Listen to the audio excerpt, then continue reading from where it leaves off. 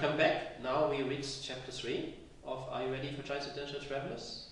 And in this chapter we look more deeply at the motivation and behavior of Chinese travelers. And so we see how Chinese are motivated to travel, why are they traveling, and so how are they working and dealing on their trips, and we will look especially at things like shopping, eating, sightseeing, and so on. Again, as you know by now, 6 sub-chapters, and we will look at an old Chinese saying, which is 1 trip equals reading 10,000 books.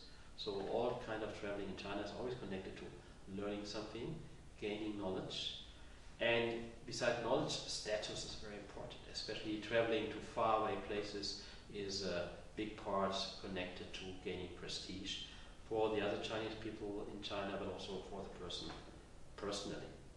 And one thing which is very important for Chinese travelers is to compare what they find on the road with the situation at home. So comparing and judging and ranking is a very important part. And probably most of you know that Chinese people like to take photos, and we will explain how this is done, why it is done, and also how you can use this with your services to enhance the experience of the Chinese customers. And then we will talk about the 2 very important activities, shopping and eating.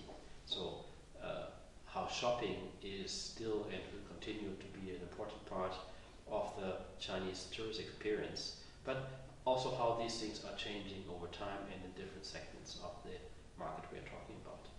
And we will talk about the strong affiliation of Chinese tourists to Chinese food, and if you happen to provide non-Chinese food, how you can still make a business if you do it in the right way. So, chapter 3 is starting.